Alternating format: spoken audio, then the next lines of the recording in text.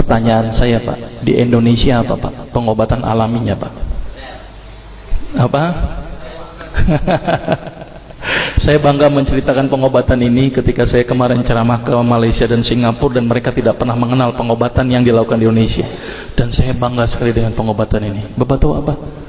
Kerokan Pak.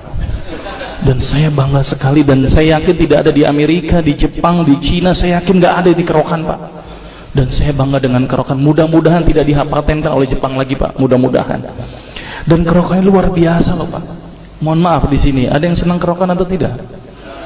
Ya. Banyak dokter bilang kerokan nggak bagus.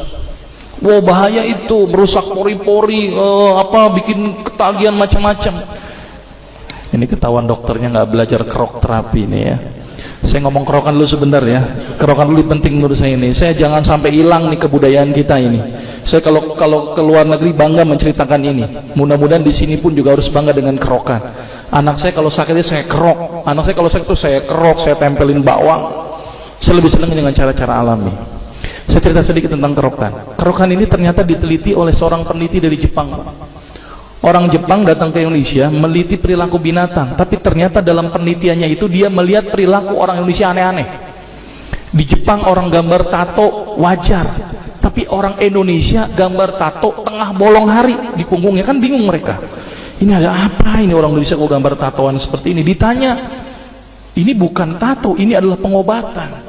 Memang dasar orang Jepang tuh kalau ada yang aneh-aneh langsung diteliti. Akhirnya diteliti itu orang yang dikerok sama orang yang sebelum dikerok, diambil darahnya, dilihat dengan mikroskop, ternyata makrofag orang yang dikerok itu lebih aktif dalam makanin kuman.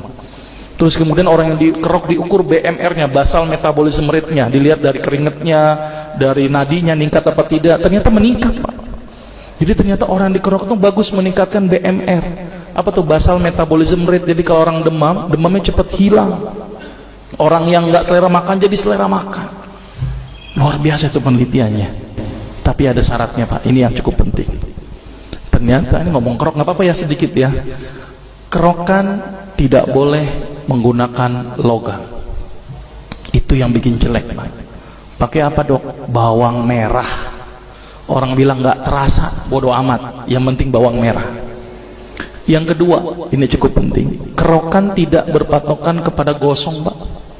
Selama ini kita kalau kerokan kan kalau belum gosong belum pindah-pindah kan, kerok terus baru pindah lagi kan, ini nggak bener ini Pak.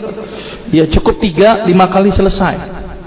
Yang ketiga, selama ini kita kerokan tuh asal-asalan Pak, asal gambar tulang ikan jadi kan gitu kan. Padahal itu ada aturannya Pak, harus di sela-sela iga, tulang atas, tulang bawah di tengahnya. Kalau bisa agak mepet ke tulang atas, karena itu tempat keluarnya arteri, vena dan nervus costae. Jadi itu luar biasa, dan dikerok itu bukan sekali aja Pak, sehari bisa 3 kali. Dan saya bangga dengan kerok ini.